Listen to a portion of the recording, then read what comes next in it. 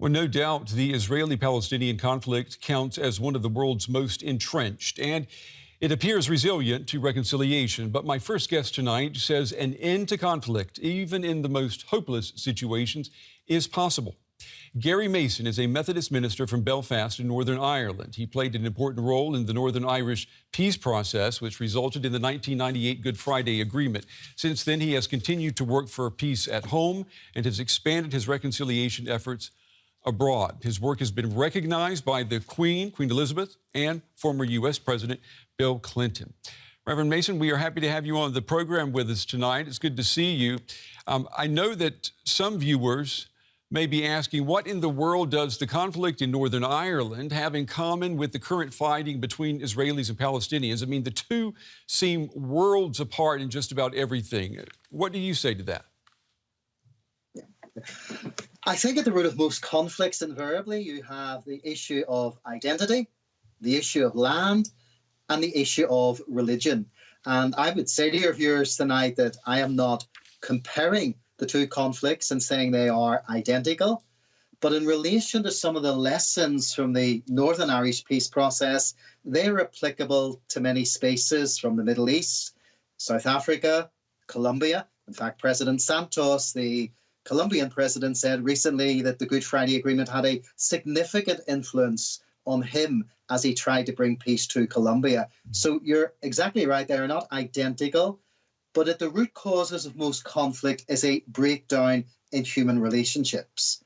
And land, identity, and religion invariably are playing about to some degree in most worldwide conflicts. In 2015, you founded the nonprofit Rethinking Conflict, and on the website, it reads that the organization seeks to model the principles of the historic Good Friday Agreement and apply them to more fractured edges of society. So, I mean, I know we can't go into all of it. Maybe you could give us the cheat sheet version of how you do this with the Israelis and the Palestinians.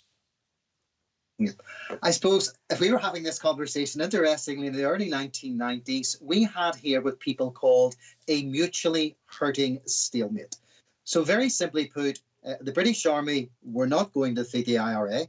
The IRA were never going to defeat one of the most elite armies in the world, and the loyalist groupings were not going to defeat the IRA. And I guess what spilled out in our space in the early 1990s, leading up to the Good Friday Agreement, was political leaders began to realize that they needed to take risks to achieve peace.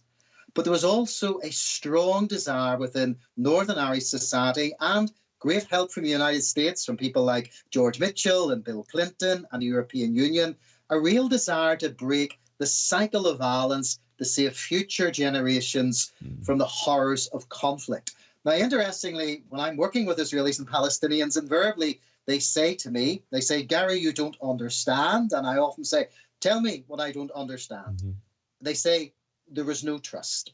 And I often remind them, in some of the work that I did in the Irish context, those first meetings, there was no trust. I often kind of say tongue-in-cheek, do you think it was all hugs and quick kisses in the Irish context when warring enemies met for the first time?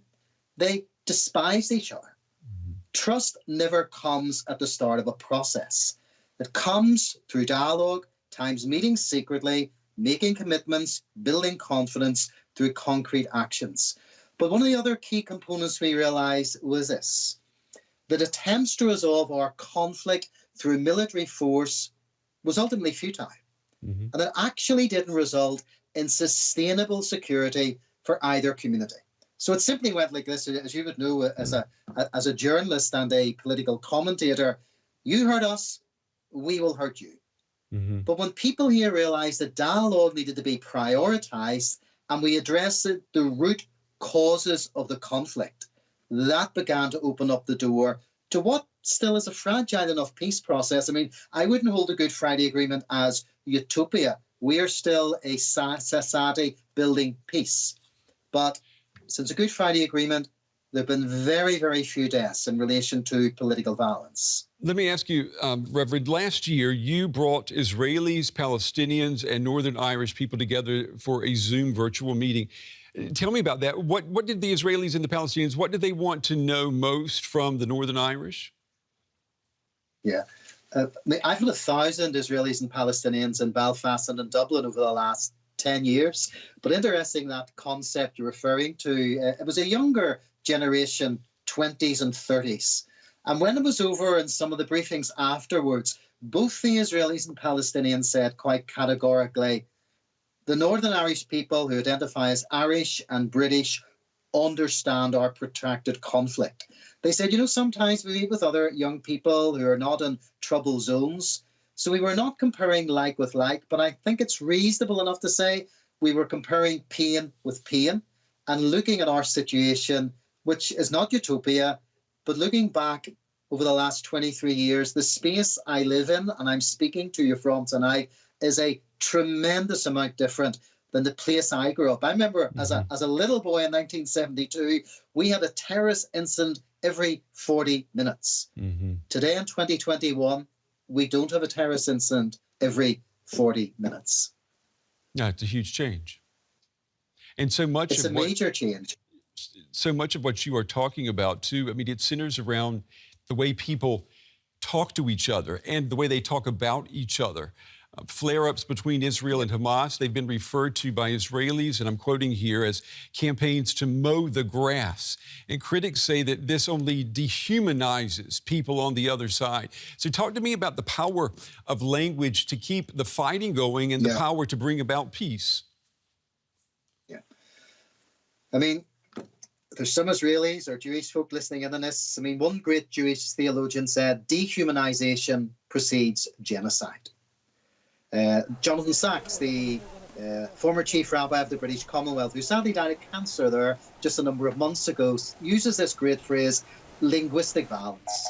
And I bring religion into this. And I mean, I'm more than happy to say the history of the Christian church is not clean either as regards linguistic violence, where we kind of verbally assassinate the other person theologically because they don't believe exactly as I do. So we need leaders in Israeli and Palestinian society who are speaking into those spaces, because in reality, there's no solution in the comfort zone of one's own absolutist position. There's a great TED talk, if your viewers ever want to watch it on YouTube, simply called The Danger of the Single Narrative. There's no single narrative solution here. There was no single narrative solution in the British-Irish context. No victory for one side or the other. And the irony is, if one side does win a victory, we end up passing the pain from generation to generation. Reverend, let me ask you before we run out of time, if the European Union or if the U.S. president were to phone you and say they would like for you to help with mediating some type of humanitarian pause in the fighting, what would be your response? Yes, I'd be glad to. Listen, I've spent a lifetime talking to people pursuing violence on all sides of my conflict. But at the end of the day, the Good Friday Agreement, the key thing really that George Mitchell did was he created a win-win situation for both sides. So how in the Israeli-Palestinian conflict, for ordinary people, for the short time we have on planet Earth, how do we create a win-win situation for Palestinian children, for Israeli children, to give those kids a new beginning and a new future? It needs leadership to step into the public space, to face down their detractors, and to lead from the front. Reverend Gary Mason, it's been very interesting talking with you. We appreciate your time and your insights, an important voice needed to be heard around the world right now. Thank you. Okay, thank you. Best wishes.